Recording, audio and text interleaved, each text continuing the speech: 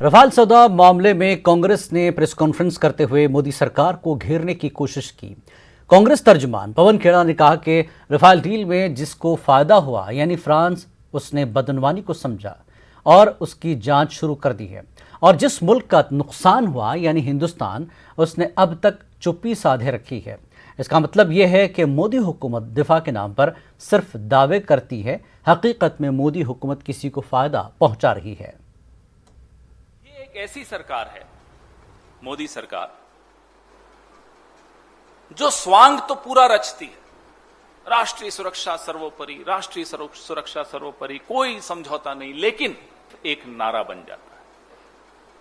आज अब 24 घंटे से ऊपर हो गए, फ्रांस ने राफेल में भ्रष्टाचार, influence peddling, money laundering, favouritism, इन तमाम पहलुओं पर जांच फ्रांस ने बैठा दी है। इस बात को 24 घंटे से ऊपर हो गए, लेकिन पूरा देश, पूरा विश्व इंतजार कर रहा है, देख रहा है दिल्ली की ओर। चुप्पी क्यों है? सरकार की तरफ से कोई टिप्पणी, कोई जवाब, कुछ नहीं। ये क्या था? राफेल इंटर गवर्नमेंटल डील थी, दो देशों के बीच, दो सॉवरेन्स के बीच एक इंटर गवर्नमेंटल डील थी। मतलब इंटर गवर्नमेंटल डील का मतलब उसमें दो सरकारें शामिल थी, दो देश शामिल थे, एक था भारत, एक था फ्रांस। फ्रांस ने तो जांच बैठा दी, दो में से एक ने तो जांच बैठा दी, दूसरा जांच बैठाना तो बहुत दूर की बात है, एक टिप्पणी नहीं, एक शब्द नहीं। और ये एक ऐसी सरकार है जो सिर्फ और सिर्फ बोलने के लिए जानी जाती, वहां भी चुप्पी। और किसी चीज के लिए जाने नहीं जाते प्रधानमंत्री, सिर्फ बोलने में जाने जाते हैं, और वहां से तो बिल्कुल चुप्पी। रक्षा मंत्री चुप, तमाम कैबिनेट चुप। ये कोई छोटी बात नहीं है। जिसको पैसे मिले, जिसको लाभ हुआ, उसने इंक्वायरी शुरू करवा दी। जिससे पैसे गए, जिसको नुकसान हुआ, वो चुप है। किसी भी स्वस्थ लोकतंत्र में क्या यह संभव है कि टैक्स पेयर का पैसा लुट रहा हो, सरेआम नुकसान पहुंचाया जा रहा हो, लेकिन जांच वहां हो रही है जिसको इस नुकसान का लाभ हुआ। जहां नुकसान हुआ वहां न जांच, न कोई टिप्पणी, न कोई वादा, न एक शब्द। इस चुप्पी की गूंज पूरे विश्व में सुनाई दे रही है। बाराबंकी मस्जिद के इन्हदाम मामले में इलाहाबाद हाई कोर्ट ने एसएचओ को अदालत के अहकाम की खिलाफ वर्जी का नोटिस जारी किया है। इस मामले में एसडीएम को क्लीन चिट दे दी गई है। हाई कोर्ट ने अगली समाअत के लिए 22 जुलाई की तारीख मुकर्रर की है। वाज़ेह के बाराबंकी के राम सनीही घाट तहसील इलाके में एक मस्जिद को गैर कानूनी तरीके से इन्हदाम का मामला सामने आया था। इस मामले में कोर्ट ने एसएचओ को नोटिस जारी किया और कोर्ट के अहकाम की खिलाफ वर्जी से ताबीर किया है।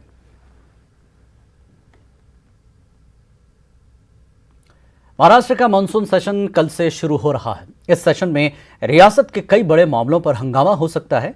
माना जा रहा है कि मुस्लिम रिजर्वेशन, मराठा और ओबीसी रिजर्वेशन, पवार खानदान के खिलाफ बदनवानी का मामला, अनिल देशमुख का मसला और भी दीगर मसाइल को उठाए जाएंगे। इस सेशन में कोरोना के मामले, उद्धव ठाकरे हुकूमत के इक़दाम और साथ ही बदनवानी के इल्जामात पर भी बहस हो सकती है।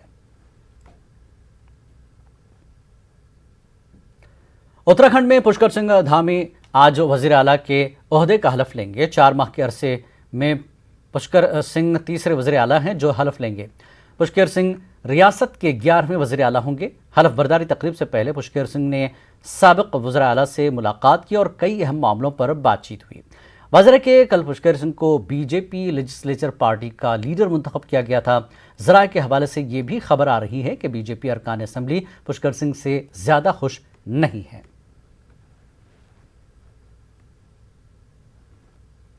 मुल्क में पेट्रोल और डीजल की कीमतों में आज फिर इजाफा हुआ है। पेट्रोल में फी लीटर 35 पैसे और डीजल में फी लीटर 18 पैसे की बढ़ोतरी हुई है।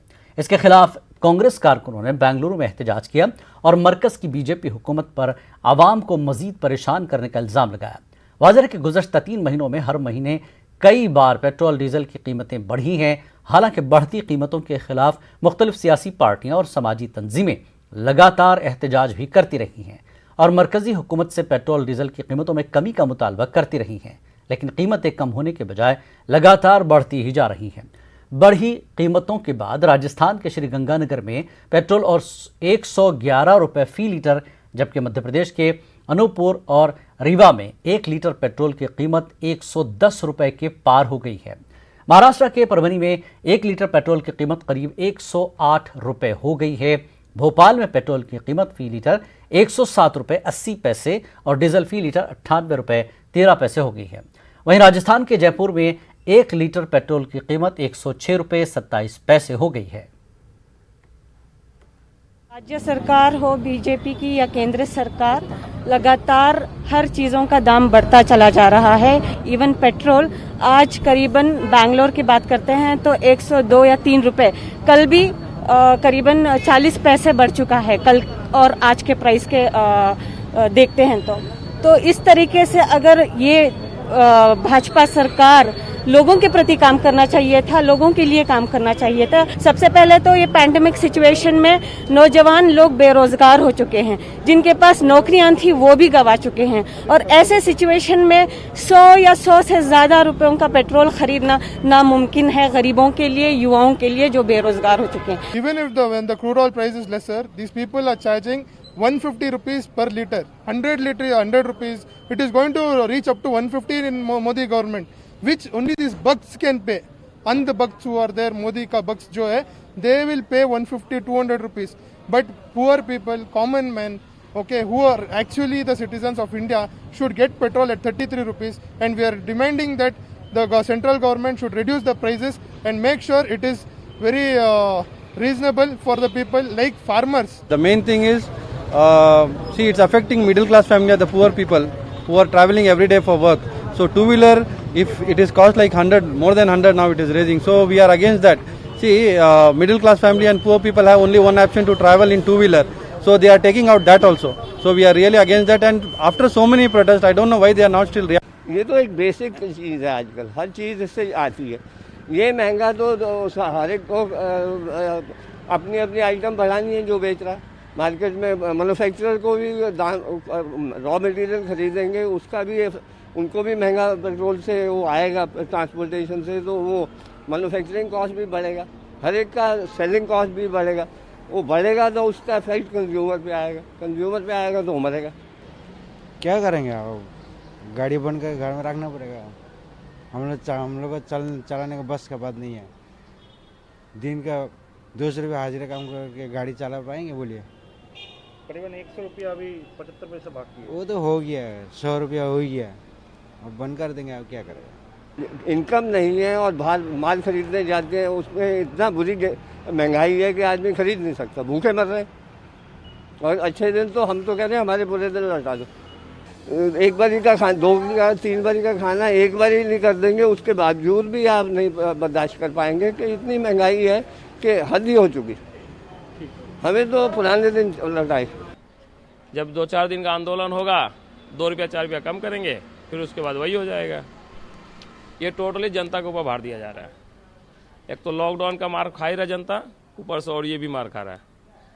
आज डीजल का दाम बढ़ने से ऑटोमेटिकली सब चीज़ें पर दाम बढ़ जा रहा है, क्योंकि सबका मुद्दा है कैरिंग बढ़ जा रहा है, कैरिंग बढ़ जा रहा है। गाड़ी वाले परेशान हैं, काफ़ी जन गाड़ी बेचने पर मैंने बाध्य हो गए हैं। हाँ, तेल तो बढ़ ही रहा है, ये तो एक प्रॉब्लम है, लेकिन हाँ, बात सही है, आम जनता का तो एक समस्या है। हाँ, सबके लिए तो एफोर्ड करना ये मतलब मुमकिन नहीं है, लेकिन ये बात भी सही है। देखिए, सब्सिडी दे के तो देश नहीं चलता है, कितना सब्सिडी देगा। और सब्सिडी से तो जो सब्सिडी होता है तो अपना टैक्स का पैसा से सब्सिडी होता है। हाँ, लेकिन ये सरकार को ये सोचना चाहिए कैसे ये रिकवर करना चाहिए, बस इससे मतलब आम जनता को थोड़ा राहत मिले। खबरनामे में एक बार फिर आपका खैर मकदम है। मुल्क में कोरोना के मामलों में लगातार कमी दर्ज की जा रही है। गुज़श्ता 24 घंटों में मुल्क भर में कोरोना के 42,751 मामले दर्ज किए गए, जबकि 51,775 मुतासरीन कोरोना से सेहतयाब हुए। गुज़श्ता 24 घंटों में मुल्क में 932 अफराद की कोरोना से मौत हुई। 24 घंटों में कोरोना के सबसे ज़्यादा 12,456 मामले केरल में दर्ज किए गए। केरल में 24 घंटों में 135 अफराद की जाने गई। केरल के बाद गुज़श्ता 24 घंटों में महाराष्ट्र में 9,489 कोरोना के मामले सामने आए, जबकि महाराष्ट्र में गुज़श्ता कल मरने वालों की तादाद रही 371। जुनूबी रियासत तमिलनाडु में गुज़श्ता रोज़ कोरोना के कुल 4,013 मामले दर्ज किए गए, जबकि 115 कोरोना मुतासरीन की मौत हो गई। आंध्र प्रदेश में 2,930 कोरोना के नए मामले दर्ज किए गए, जबकि गुज़श्ता 24 घंटों में आंध्र प्रदेश में कोरोना से 36 मरीजों की जानें गईं। वहीं रियासत उड़ीसा में पिछले 24 घंटों में 2,917 कोरोना के नए मामले सामने आए, जबकि 45 मरीजों को अपनी जान गंवानी पड़ी। आपको बता दें कि मुंबई और दिल्ली में कोरोना के मामलों में बहुत कमी आई है। गाजियाबाद के गाजीपुर गेट पर किसान संयुक्त मोर्चा ने फ्लाइंग सिख मिल्खा सिंह की याद में दौड़ लगाई। किसान मजदूर मैराथन का इनेकाद किया गया। राकेश टिकैत भी इस दौड़ में शामिल हुए। उन्होंने कहा कि हमने इस दौड़ का इनेकाद इसलिए किया ताकि उन्हें याद कर सकें और उनके अहल खाना को यह पैगाम जाए कि आज भी उन्हें याद किया जाता है।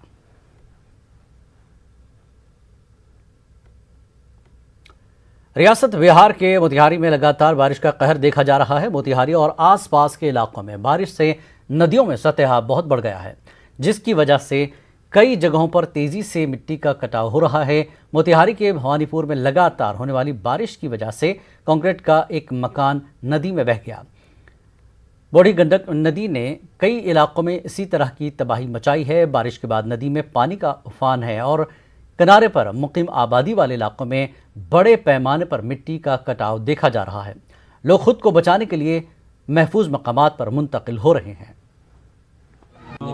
सिकराना जो नदी है उसके अपर रीचेस में परमानेंट एम्बैंकमेंट सिस्टम जो है अभी मौजूद नहीं है। इसका एक कारण है कि जो वहाँ से पानी स्प्रेड होता है और उस पानी को स्प्रेड होने को रोकने के लिए वहाँ पे जमींदारी बांध, कैसर हिंद बांध, कुछ मनरेगा से छोटे छोटे बांध बनाए गए हैं।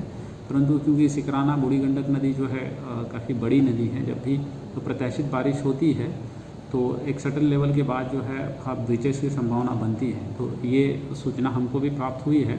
एनडीआरएफ की एक एक्स्ट्रा टीम, ऑलरेडी एक टीम को डिप्लॉय किया गया था चंपारण तटबंध पे। गंडक जो हमारा नदी है उससे संग्रामपुर, केसरिया और अरेराज को प्रोटेक्ट करने के लिए, और एक टीम जो है अभी बंजरिया, सुगोली इन एरिया के लिए, रक्सौल, आदापुर वगैरह इन एरिया के लिए जहाँ पे फ्लैश फ्लड्स आते हैं और हर साल जो है तटबंध के अभाव में बाढ़ की संभावना बनती है, तो वहाँ पे लिए मंगाई है।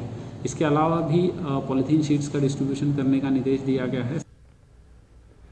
तेज बारिश की वजह से बिहार में कई अजला में सैलाब की सूरत हाल है। मधुबनी में कमला नदी उफान पर है। सतह आब में इजाफे की वजह से खतरा बढ़ता जा रहा है। इंतजामिया अलर्ट है, लेकिन आवाम हमेशा की तरह परेशान है। हमारे चेयरमैन साहब, प्रमुख साहब, वार्ड पार्षद को बुलाया गया था ताकि वहाँ उनका अपना जो लोकल समस्या है कि कहाँ बाढ़ का समस्या है, क्या वर्षा का जल जमाव का समस्या है, उसका समीक्षा किया जा सके और उस पर उनसे सलाह लेकर के उस पर यथाशीघ्र कार्रवाई किया जा सके ताकि बाढ़ के समय होने वाली क्षति को कम किया जा सके। प्रशासन अलर्ट है, तैयार है। अब जब ढूंढेंगे, अगर जरूरत पड़ेगी तो रात में हो दिन में हो पहुंच जाएंगे, क्योंकि पूरी एडमिनिस्ट्रेशन की टीम लगी हुई है इसमें और साथ में जितने भी जनप्रतिनिधि वो भी लगे हुए हैं। अभी हम आए हैं इस्लामपुर में, स्थिति देख ही रहे हैं। एसडीओ मैम को भी हमने उनको खबर कर दिया है कि स्थिति ऐसा बना हुआ है। उन्होंने अभी जो भी शेल्टर बनेंगे शरण लेने के लिए लोगों का, वो सारा लिस्ट मेरे पास आ चुका है। लोगों को हम बता देंगे कि अगर जरूरत पड़ने पर कहाँ जाना है, कैसे करना है, क्या करना है। बिहार के वाल्मीकि नगर बैराज से 2 दिन पहले करीब 2.5 लाख क्यूसेक पानी छोड़ा गया था, जिसकी वजह से गोपालगंज में दर्जन भर से ज्यादा गांव पानी में डूब गए। सड़कें तालाबों में तब्दील हो गई हैं। आमदरफ्त के जराए खत्म हो गए। कई गांव के रास्ते खत्म हो चुके हैं। वाल्मीकि नगर बराज से 2 दिन पहले जो पानी छोड़ा गया था वो पानी अब गोपाल में पहुंचने लगा है। और आप देखें कि जिन इलाकों में गंडक का पानी जो कम हो गया था और पानी लगभग कम खत्म हो गया था, उन इलाकों में लगातार फिर पानी बढ़ने लगा है। अभी हम सदर प्रखंड के मंगुराहा के पास हैं और देखें यहाँ पर कि सड़कों पर पानी किस कदर बह रहा है। पानी में बहाव भी है और उसकी वजह से सड़कें जो जगह जगह टूट गई हैं। और जो कुछ गाँव के लोग हैं वो लोग अपनी गाड़ियों को भी धो रहे हैं। यहाँ पर देखें गाँव से कुछ लोग बाहर निकल के आ रहे हैं, सामान है अपना जो लेके आ रहे हैं, उनसे कुछ जानने की कोशिश करते हैं कि वो कहाँ से आ रहे हैं। आप कहाँ से आ रहे हैं अभी? जगरी टोला से। तो ये सामान लेके कहाँ जाएंगे अब आप? वहाँ जाएंगे बाना पर। तो पानी बढ़ा हुआ है? हाँ, पानी बढ़ रहा है। पानी बढ़ रहा लगता है। तो आपके परिवार के जो लोग हैं वो लोग कहाँ चले गए? अभी गांव में ही है कि बाहर आ गए हैं? वहीं है, बांध पे आ गए हैं सब लोग। हाँ। क्या नाम है आपका? रामराज राम। ठीक है, कहाँ से आ रहे हैं रामराज जी? जगरी टोला से। तो ये रामराज जी हैं और ये जगरी टोला गाँव से आ रहे हैं। उनका कहना है कि जो लगातार पानी है वो बढ़ रहा है और पानी बढ़ने की वजह से जो घर के जो सदस्य हैं उन लोगों को पहले ही तटबंधों पर भेज दिया गया था और अब वे खुद अपना सामान लेकर के पैदल आ रहे हैं। तो देखिए आप यहाँ पर के जो लोग हैं हाथों में चप्पल लेकर के और अपने कपड़ों को ऊपर उठा करके पानी में चलने के लिए मजबूर हैं। तो गंडक का जलस्तर बढ़ने की वजह से जो सदर प्रखंड का जो निचला इलाका है वो बाढ़ से प्रभावित हुआ है और यही वजह है कि गोपालगंज में एक बार फिर जो बाढ़ की जो आशंका वो मंडराने लगी है और जो ग्रामीण हैं वो दहशत के साये में जीने को विवश हैं। मुकेश कुमार, न्यूज़ 18, गोपालगंज। सरकार आवाम को घर देने के दावे तो करती है, लेकिन हजारों लोग ऐसे हैं जिनके पास न रहने को घर है और न जीने के लिए बेहतर जिंदगी। दानापुर में देघा सोन नहर के दोनों किनारों पर बड़ी तादाद में लोग रहते हैं। वक्ती तौर पर झुग्गियों के सहारे जिंदगी बसर कर रहे हैं, लेकिन बारिश और सैलाब में इनकी जिंदगी की हल्कानी काबिल दीद है। हालांकि सरकार ने इनसे घर देने का वादा किया था, जो कि अब तक वादा पूरा नहीं हुआ। हम मौजूद हैं रामजी चक दीघा नहर पे। आप देख सकते हैं कि ये नहर पे बस्ती बसी हुई है और इन लोगों को आशियाना नहीं है, इस वजह से यहाँ पर आशियाना बसाए हुए हैं और आने जाने के लिए नाव बनाए हुए हैं, एक चाली बनाए हुए हैं, उसके सहारे आते जाते हैं। आप देख सकते हैं एक छोटा बच्चा जो है इस चाली के सहारे कुछ लोगों को उधर छोड़कर फिर जो है उस चाली को इधर ला रहा है। इतनी ज़िंदगी इन लोगों को हिसाब से चलना पड़ता है कि थोड़ी सी गलती हो जाए तो नहर में बच्चे डूब भी सकते हैं। काफ़ी ख़तरनाक होता है दिन रात जो है काटना, क्योंकि जो है इन लोगों को अपना आशियाना नहीं है, जबकि सरकार गरीबों को आशियाना देने की बात करती है। लेकिन ये देख लीजिए नहर के बीच में आशियाना बसा हुआ है और क्या स्थिति है। इन्हीं लोगों से जानते हैं कि किस तरह से घर है अपना। नहीं घर है सर। कहाँ घर बसाएंगे? अब यही नहीं रहते हैं, पानी उनी नहीं रहते हैं। आज पानी पड़ता है तो चिमकी उमकी तान के ओढ़ के रहते हैं। कैसे आप आते जाते? कैसे आते जाते हैं? वही से आते जाते हैं। रोड पर से पानी आने जाते हैं, पिए लगी आने जाते हैं। रोड पर पानी पड़ता है तब फिर रोड पर लेकर नहीं पानी आने जाते हैं। तब वैसे भूखे प्यासे रहते हैं, पानी ने क्या करेंगे। अब मुश्किल इतना ही नहीं होता है कि हम लोग के पानी जब बरसती है तो हम लोग के अंदर पानी आती है तो आने जाने का रास्ता भी ब्रेक हो जाती है।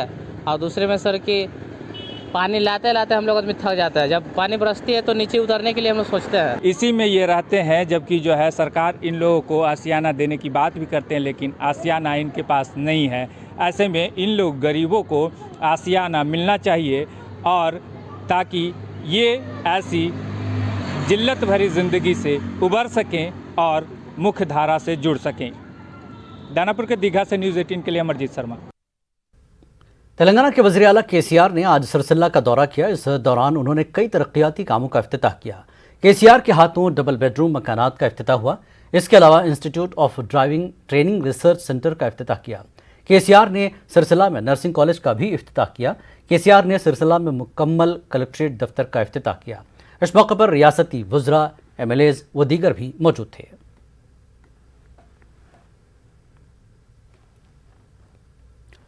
कृष्णा नदी के पानी की तकसीम पर तेलंगाना के साथ नाइंसाफ़ी हो रही है, जिसे हरगिज़ बर्दाश्त नहीं किया जाएगा। वज़ीर आला केसीआर ने यह बात कही। उन्होंने कहा कि फिलवक्त कृष्णा नदी का पानी तेलंगाना को 33% जबकि आंध्रा को 66% फराहम किया जा रहा है। केसीआर ने दोनों रियासतों को बराबर पानी की तकसीम का मुतालबा किया।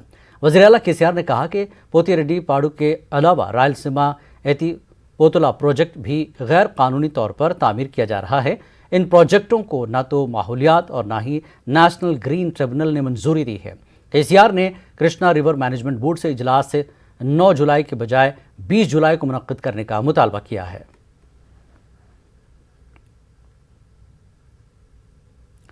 कृष्णा नदी के पानी को लेकर आंध्र प्रदेश में सियासत तेज हो गई है। साबिक रुकन असेंबली कर्नूल SV मोहन रेड्डी ने तेलंगाना हुकूमत के तरीक़ेकार पर नाराजगी जाहिर की। उन्होंने कहा कि तेलंगाना हुकूमत रायलसीमा के साथ नाइंसाफी कर रही है। तेलंगाना वाले क्या बोलते, श्रीशैलम प्रोजेक्ट खाली पावर जनरेशन को बनाए ये प्रोजेक्ट बोलते। एक बार जाके उधर फाउंडेशन स्टोन देखो, फाउंडेशन स्टोन में क्या लिखे, power generation, irrigation and humanity. और फाउंडेशन स्टोन में लिखे वो टाइम पे Jawaharlal Nehru inauguration foundation stone में irrigation, power generation, humanity. Humanity बोले तो पीने के पानी के वास्ते कभी भी पानी देना। कैसे बात करते, वो खाली पावर जनरेशन को वो बनाया। थोड़ा वो सब्जेक्ट में प्रिपेयर करो, क्या होना कैसा होना सब प्रिपेयर करने के बाद करे तो अच्छा होता। हैदराबाद के इलाके शाह इनायतगंज कुरैश बिल्डिंग में जमीयतुल कुरैश की जनरल बॉडी मीटिंग मुनक्किद हुई। इस दौरान तमाम अरकान ने वक्फ बोर्ड चेयरमैन मोहम्मद सलीम की तायीद करते हुए मियाद के ख़त्म होने तक सदर बरकरार रहने की करारदाद मंजूर की। इजलास में शरीक जुमला 90 अरकान में से 80 अरकान ने मोहम्मद सलीम की तायीद की। मोहम्मद सलीम ने तमाम अरकान का शुक्रिया अदा किया। उन्होंने कहा कि जमीयतुल कुरैश की फलाह बहबूद के लिए कोई कसर नहीं छोड़ेंगे। इस दौरान उन्होंने कहा कि जमीयतुल कुरैश की जानिब से बेवाओं और गरीबों को दिए जाने वाले वज़ाइफ का सिलसिला जारी रहेगा। दूसरे मर्द के साथ नाजायज़ ताल्लुकात पर शौहर ने अपनी बीवी का कत्ल कर दिया। यह वाक़या हैदराबाद के इलाके वनस्थलीपुरम में पेश आया। पुलिस की रिपोर्ट के मुताबिक विजय नामी नौजवान ने शुबे की बुनियाद पर अपनी बीवी का गला दबाकर कत्ल कर दिया और रिश्तेदारों से कहा कि उसकी बीवी की कोरोना से मौत हुई है। लड़की के वालिदैन ने शौहर पर शुबा जाहिर करते हुए वनस्थलीपुरम पुलिस में शिकायत दर्ज की, जिसके बाद लाश का पोस्टमार्टम किया गया, जिसके बाद हक़ायक़ मंजर आम पर आ गए, जिसके बाद शौहर ने जुर्म कबूल कर लिया। 4 जून को वनस्थलीपुरम पुलिस में एक कंप्लेंट दर्ज हुआ था। जून महीने के 18 तारीख को ये लड़की का जो हस्बैंड है वो ऑटो ड्राइवर, ऑटो रिक्शा चलाता, वो ये लड़की की डेड बॉडी लेके वनस्थलीपुरम से ऑटो रिक्शा में पेद्दासिलपल्ली गांव पहुंच गया। और ये लड़की जो है वो कोरोना के कारण मर गई बोल के उन्होंने पूरे रिश्तेदारों को बताया और जल्दी जल्दी उसका जो क्रिमेशन करना है वो लोगों ने कर दी।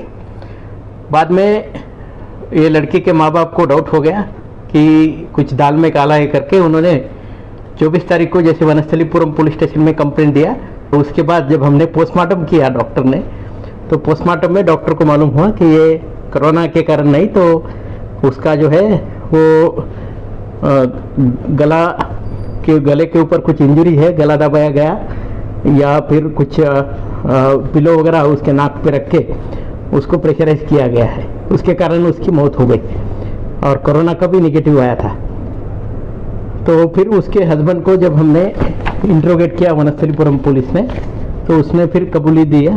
ये लड़की हमेशा फ़ोन पे बात करती है, इसलिए उसको उसके ऊपर डाउट था, इसलिए उसने वो जब सो रही थी 18 तारीख जून के सुबह 3 बजे उसने वो लड़की के मुंह पे गला अपना एक पिलो रख के वो पिलो दबा के उसका मर्डर कर लिया। तो ये जो एक्यूज है उसका नाम है रमावत विजय एलियस विजय कुमार नाइक। ये 25 साल का ये ऑटो ड्राइवर है। तो केवल उसके अपने बीवी के ऊपर कोरोना वबा के दौरान बाहमी इमदाद और इंहिसार का जज्बा मुस्तहकम हुआ है। मुल्क इस वबा से मुत्तहिद होकर मुकाबला कर रहा है। टीकाकारी के ऐलान के बाद हम बेहतर ताउन करें जिससे हम कोरोना